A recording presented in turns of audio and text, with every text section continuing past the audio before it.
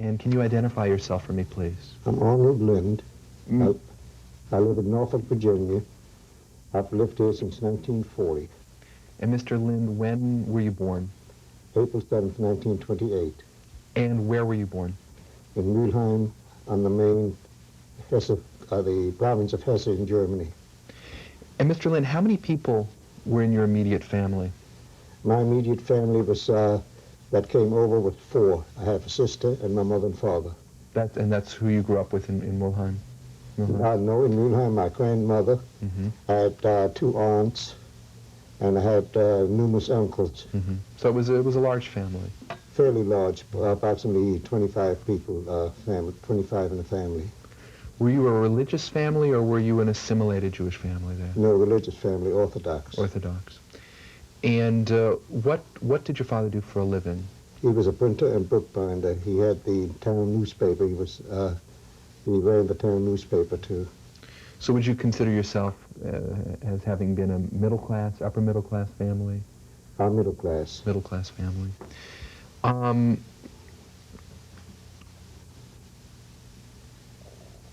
Prior to, well, you were very young, so I don't know if I was at the time it happened 9. 9 years old. Once the Nazis took power, in the early 30s, do you have any early recollections, because you were very young, of any of anti-Semitism in your hometown, of people's attitudes changing? In 1935, we couldn't go to school, public schools anymore. I attended Catholic school, elementary grades in Catholic school, till they organized a Jewish day school in the nearby town, which was approximately 5 kilometers away. Mm-hmm. And that's where I went till we left Germany. Now, or till Kristallnacht, anyway. Mm-hmm. Now tell me about the events of November 9th and 10th, 1938. November 9th, as I recall, we didn't know anything was going on. We knew there had been some trouble in France, and with some German minister or something like that. This was over the radio. But in our town, nothing happened that would make you believe that anything serious was going to go on. We left for school that morning at 7 o'clock. We caught the train into the next town, which is 5 kilometers away, and we walked from the train station to the school. When we got there, we saw smoke coming from the synagogue. The school building wasn't on fire, but the synagogue was on fire. We walked to our classroom. It was all torn up, destroyed. Everything was thrown all about. There were a couple of Nazis came in there, told us to get the heck on out of there, which we did, and we went back to our hometown. They had just started burning the synagogue there. I walked into the synagogue and I pulled out my father's tallis and the wimple, which is a ceremonial cloth which a son usually gets, where his date of birth and everything is written on it. And this is the only two artifacts that we saved from the synagogue. From the synagogue. I saw the shamas, since my grandmother's house where we lived was right across from the city hall. We saw the shamas of the show pushing a baby carriage with the 3 toys that belonged to the show that down the street next to the house, and they were spitting on him, hitting him, pushing him along. We saw him go into the city hall area, and we haven't. No one has seen him since. So he was killed. Evidently, they rounded up all the Jews in town, over 14, and they put them in a little. There was only a small jail, which held about usually, at the most, 5 people. They put all the males of the town, which were about 22 Jews, into that little jail. Mm-hmm. And from there they went to Dachau. My father was excluded because he had an operation approximately 2 weeks before that. The doctor, he was a Nazi because he had to be a Nazi in order to practice. But he got my father out of that, and that's the only thing that saved him. What about your uncles that you had mentioned? Were they... What? One uncle left for the United States in 1933. The other uncles all went to Dachau, which was the closest concentration camp, which was a more or less rehearsal for what was to come. So you lost your other uncles? Or did they were they able to survive? They were able to survive. Two of them left for South Africa. Not all of them survived. Four of them were killed. But two of them went for South Africa. One had gone to Israel. And I had an aunt who lived, who was hidden during the war, and she survived. But all the rest were killed. Now, at the time, was there any response from the local police authorities? Did they try and stop anybody from doing this, or did they just give them a free hand? You mentioned that people were put into the jail, so I would imagine they had some assistance. Police did it, but they did it begrudgingly. I don't know how they did it in other times, but in our time they did it begrudgingly. It was the Jewish community had been established there for a long time. There was no animosity between the Christian, was predominantly Catholic. There was no animosity between the Jewish community and the Christian community. Up until that point. Up until that point. The people who were doing most of the, like hitting on the shamas and doing all this, were the brown shirts, or the SR, as they were called. They did all the pushing and hitting, and they tried to fan the local population up. Some of them, you always find some participate, but the majority did not participate. The police did it grudgingly. They came and they took almost apologetically, they asked my father to come along with them. And they didn't use any obscenities or anything like that. What about your non-Jewish friends and neighbors? Did anybody try and help you, No, they were afraid. The only thing I knew was that there was a teacher living. This was like a farming community. There was a family living behind, a family by the name of Att, and they were a teacher. She was a teacher. Used to hang food over the wall for my aunt and grandmother who were left behind. They didn't survive. That we know.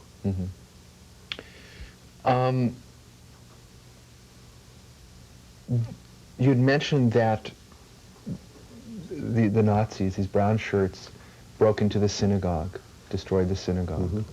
What about people's homes, Jewish homes and businesses? Did they break into your father's business? Did they break into your home? They only broke a window, threw a rock through the window, side window. What about other Jewish businesses in town? They did not try to destroy them. For one thing, my father's bookbinding shop, about 6 months before that, he was forced to sell it to him for 1 mark. Either do that or they would confiscate it. So you'd already They made it legal. For it to be confiscated, basically. That's right. You were a young boy. You were 9 years old. Watching this going on, what was going through your mind? I really didn't have any, I don't know, any feeling of fear or anything like that. Maybe it's because of the age. I didn't really know the enormity of what was going on. I really didn't. My parents were, you could see the fear in their eyes, but you couldn't add 2 and 2 together. At that age, you really don't know what's going on. Now, was it after this? Now, one question, after the 10th, after all this was over, did anybody, any of your non-Jewish friends or neighbors, did they come to you and say, we feel so terrible about what's happened, you should leave Germany, you're not safe here? Did anybody at all show you sympathy, compassion? Only a couple people, only a couple. And one of them was considered crazy in the eyes of the Nazis. Now, you had mentioned that you were a religious family. Yes. You know, oftentimes you hear about German Jews who were, for the most part, assimilated, not religious, considered themselves Germans before they were Jews, some who didn't even consider themselves Jews really. We spoke to one gentleman who grew up with a Christmas tree in his home. Was yours a family that considered itself Jewish first?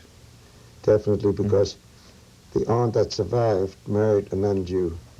My grandparents said Shiva and said Kaddish.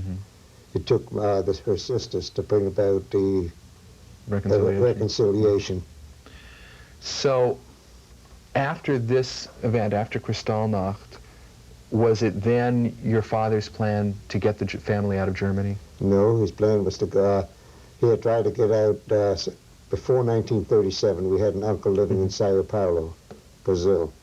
We tried to get out in 1937, and we had everything all arranged. My parents had everything arranged. Everything was gone through.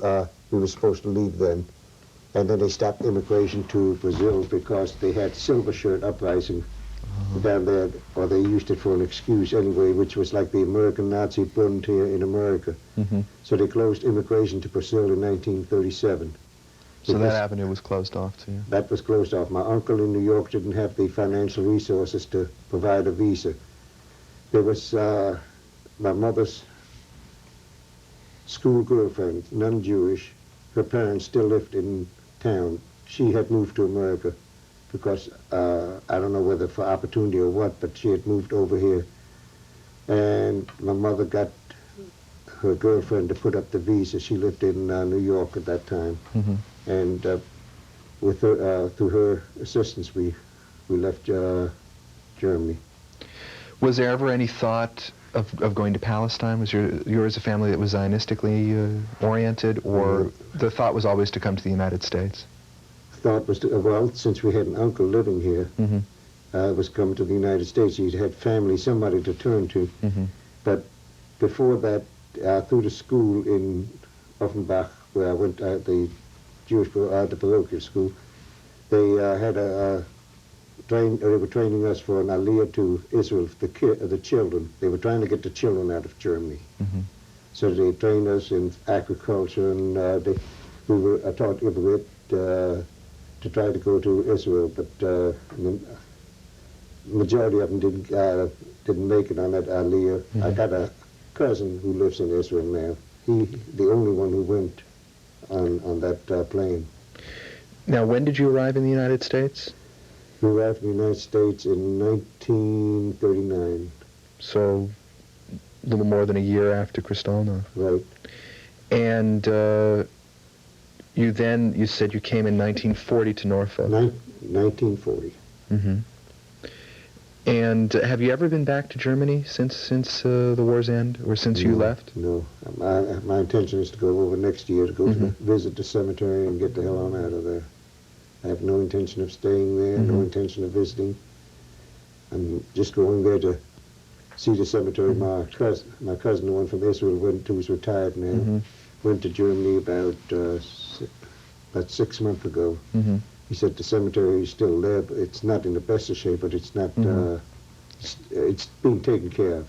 Has this been a difficult decision for you to make, to go back to Germany after, it'll be 50 years, close to 50 years since, years since you left? Not difficult, because I want just see what's left of my family, or see at least that their memory is still being kept alive, more or less. That's all.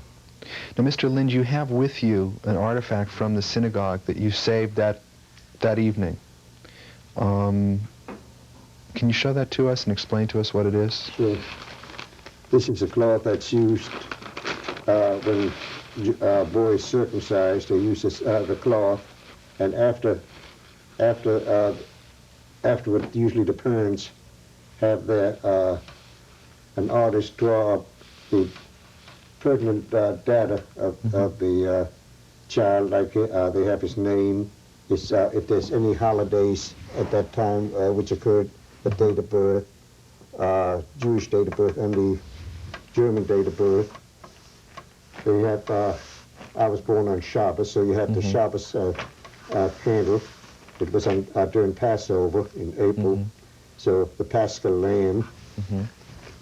And uh, that you should, they hope that he would study the Torah Mm-hmm. and be educated, that he should be married and happy when he grows up, and all this, and then just Amen Selah, and it has the artist's name Mm-hmm.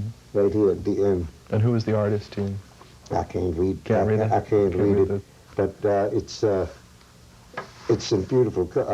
Yeah, that's in very good shape. And it's a on the birthday of the child each year up till his bar mitzvah. This is used to wrap around the Torah. Over here they have the rubber band or elastic that they tie around the Torah. Over there they use this here to tie the Torah. On each anniversary the father has an aliyah to come up to the Torah and read the Torah, and then he has the honor of using his son's wimple. It's called a wimple, W-I-M-P-E-L. So this was the wimple that And you to saved. show you that they were patriotic, just like American Jews are patriotic. In America, they even have the German colors here, red, gold, and black, of the border right here. Like I said, it has my name, the place of birth, and where. And here, this part was burned here In Kristallnacht. in Kristallnacht. One last question. We just, a month ago, to this day, commemorated the 50th anniversary of Kristallnacht. What do you think the message should be of that event?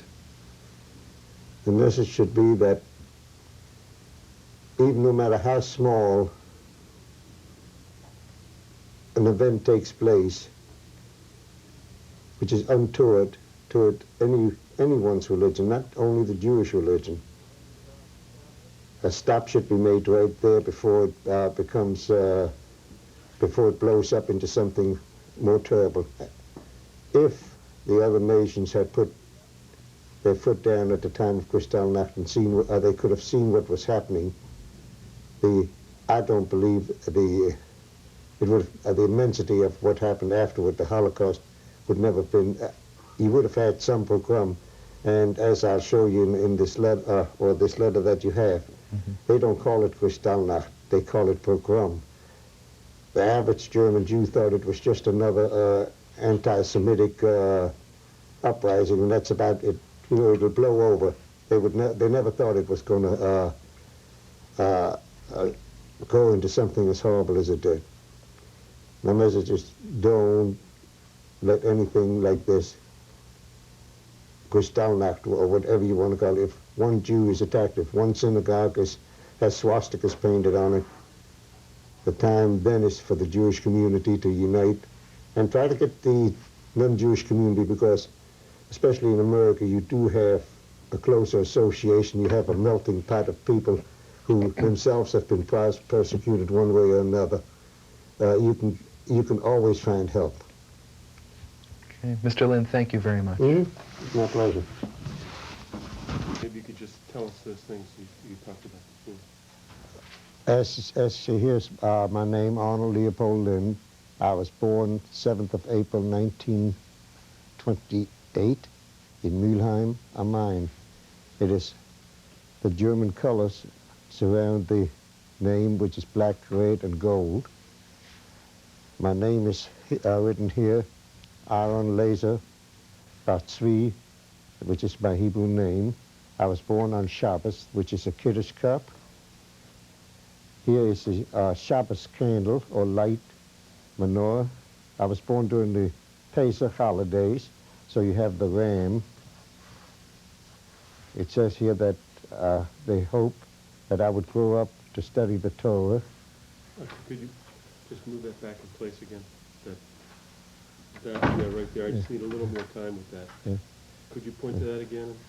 Right here is the scroll, the Torah scroll, and it signifies that they hope that I would grow up to study the Torah and become a good Jew, that I should get married and be happy, and have a healthy life. Amen. Selah. Okay. It's just that I should get married and be happy, and healthy. Amen, Selah, and it has here the artist's name, which I can't make out.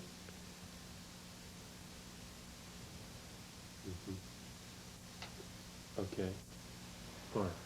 That's very good.